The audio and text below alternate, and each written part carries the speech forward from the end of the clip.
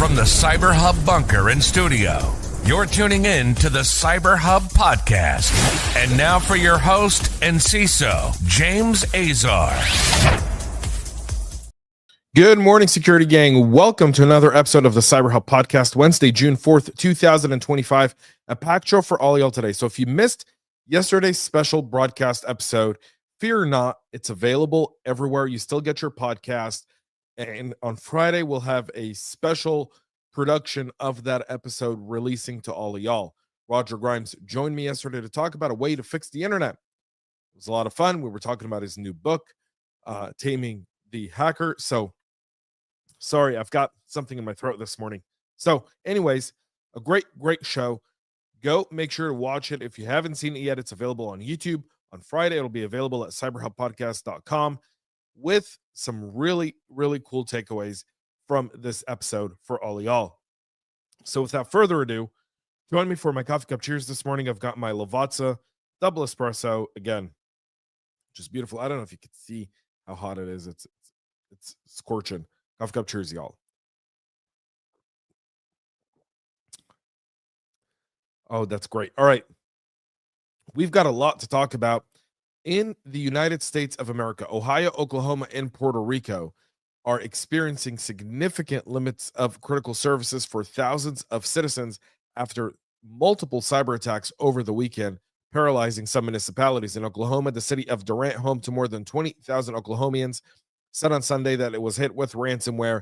The city's website is down as of Tuesday afternoon. An official wrote on Facebook that they're working with law enforcement to contain the issue and restore operations. Some services, including digital and credit card payments, are still being impacted, according to the city. The local police department said its communication center is also experiencing network outages and noted that emergency services still operational through 911. And that's, again, they didn't have network segmentation. Durant in Oklahoma is about an hour and a half north of Dallas, Texas. It's the capital of Choctaw Nation, the largest settlement on the reservation. Multiple Native American governments have been attacked by ransomware gangs this year, including tribes in Minnesota and Michigan. Both of those attacks were claimed by the RansomHub ransomware gang, but that's not it. The city of Abilene, also in Texas, is still trying to recover from a ransomware attack that happened back in April, and they're hoping to be functional within a few months. In Lorain County in Ohio, more than 315,000 residents, about 30 minutes west of Cleveland, said the incident knocked dozens of government systems offline. In multiple social media warnings, the county government said its commissioners recently became aware of a disruption that forced them to take affected systems offline. While emergency services are still available, court systems were knocked offline. The county warned that operational hours may change as the restoration efforts evolve. The courts were able to reopen at 2 on Sunday, and the county said it has hired cybersecurity experts to deal with that. In Puerto Rico, multiple local governments have been affected by cyber attacks. The Justice Department of Puerto Rico sent a statement to local news outlets informing the public of a cyber attack. The Justice Department did not respond to requests for comments, but the notice said the Puerto Rico Department of Justice and Puerto Rico Innovation and Technology Services were jointly warning of a cyber attack impacting the Criminal Justice Information Office. As part of the preventative measure and with aim of safeguarding the integrity of the information, it has been determined to temporarily suspend some services, including the issuance of the criminal record certificates. The restoration will be carried out when they have certified that the environment is secure and the integrity of the data is guaranteed. Both CISA and FBI did not respond for comments involving all of these incidents, but what a slew of incidents there. A slew of incidents. Not one, not two, multiple incidents on municipalities, showing you low-hanging fruit still remains. In these municipalities, part of it is they really don't have the cybersecurity expertise. The states aren't really, and the governors here fail significantly at doing their jobs. Specifically, as a governor, as a state, you know your state better than anyone else does. You're supposed to. That's why you're the governor. You're supposed to work with municipalities and build resiliency in those areas. And resiliency is not being built here. A lot of these municipalities just don't have it. And I've spoken to many of them in my career. You speak to an IT director or an IT security director or a security manager at a city or a county, and they'll tell you, like, there's no resources. It's one person. There's an MSP. Can't afford everything they need. And that's significant, folks. That's going to impact that for sure.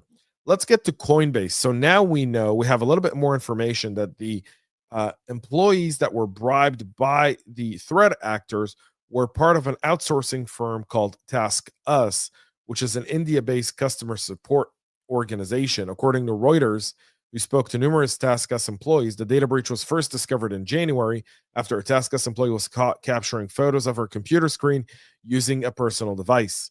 So again, how about that? Reportedly, the incident was witnessed by multiple employees, and during the subsequent investigations, two admitted that they were funneling sensitive Coinbase user data to external hackers in exchange for bribes. Upon confirming the data theft in January, TaskUs informed Coinbase accordingly 4 months before the breach was publicly disclosed. Coinbase first disclosed the incident on May 15th, stating the rogue support agents stole customer data, including names, email addresses, partial financial information, SSN transaction history, and ID document scans. And the cyber criminals bribed and recruited a group of rogue overseas support agents to steal Coinbase customer data to facilitate social engineering attack, according to the statement. Instead of succumbing to the demands, the cryptocurrency is obviously offering a $20 million reward. For that, Coinbase started notifying nearly 70,000 customers of that. So, India media previously covered TaskUs firing of employees in India, which led to protests by the staff. And here's the question that lies here. Can you outsource customer support? And if you look at this case, you would see a lot of red flags. These red flags always existed. My hardest thing with outsourcing anything customer facing that entails seeing customer data is culture. See, at the end of the day, we foster a culture within our organization, a mutual responsibility, a sense of community, a joint goal towards serving our customers, protecting our business, increasing shareholder value, building our own personal wealth if you're vested in the company. And so all of those things matter. When you outsource that, you lose the culture aspect. And the culture aspect tends to be sometimes a deterrent to these types of threats. I'm not saying it doesn't happen with people within an organization. It absolutely does. But what this shows from an outsourcing perspective is this threat is significant and it's real. And there's got to be better ways to incorporate third parties into your organization, especially when they face customer-facing technology. Because here's the deal. They were using cell phones to take pictures of this information and then send it to threat actors. So you could say a policy of no phones at the desk. How enforceable is that? It'll likely be enforced for a month or two, and then it'll start to slip. Managers and shift leaders will start to kind of, I need my phone, my kid's sick, my wife, whatever, my girlfriend, something's going on. Standards start to deteriorate, and that's how you end up in that situation all over again. It's got to be deeper rooted in culture. Culture helps solve some of these problems. But that's not the only one. Victoria's Secret is postponing the release of its quarterly earning following the security breach that disrupted the lingerie's brand's corporate operations and led it to take down its U.S. shopping site for several days last week. The security incident now is still in recovery mode. The retailer added that it shut down corporate systems and its retail website on May 26th. And now Victoria's Secret is saying that it's fully working to restore access to its corporate systems, which is why it's delaying its first quarter earning call, noting that the process has prevented employees from accessing certain systems and information needing to finalize the financial reports. So there's that there. The impacts of a cyber attack noted. Honeywell on Wednesday published their 2025 cybersecurity threat report showing that ransomware and other malware attacks are surging in the industrial sector.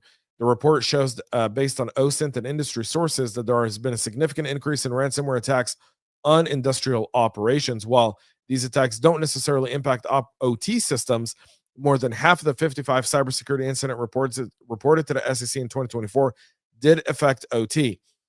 Specifically meaning when we look at this for manufacturing, the intersection of OT and IT exists in the production line. Typically, there's an IT component as a product is being assembled or produced on a line, and it's kind of aligns with inventory, product cost, time to create, all these different calculations that are used on the manufacturing floor. So the malware didn't have to impact OT specifically, meaning it wasn't an OT-based malware, but the impact of IT did affect OT, meaning they had to shut down the OT systems because they couldn't continue to operate. The company SMX USB scanning solution checked over 31 million files in Q4 of 2024 and Q1, blocking nearly 5,000 files and detecting more than 1,800 unique threats, including 124 not seen. 42% of those detections were commonly detected towards malware, like LockyBot and ShyApe and Raminit and Shoand. The ones that stand out the most is Raminit. It's a piece of Windows malware that's been around for many years, which has several variants. There are Raminit worms and viruses that spread through USB flash drives, as well as Trojans that give attackers control of PCs and enable them to steal sensitive information like banking data and credential. Honeywell saw a whopping 3,000% increase in Raminit infections in the fourth quarter compared to the second quarter of the same year. It's a banking Trojan that's typically used to steal account credentials. Again, if they can take over an environment, it's significant.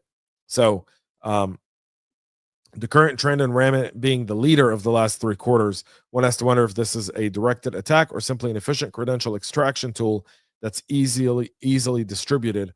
All in all, you still see that there.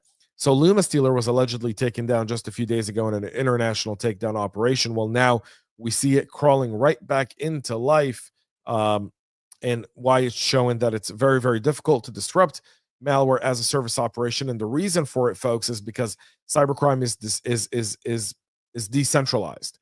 So it's a bunch of different affiliates, and so you can take down the site, the hosting, but all of those components still exist somewhere else by one of the affiliates, and so that affiliate is able to bring it right back up online after those places have been taken down and go back to selling it. And that's the challenge. It's not saying we shouldn't do it.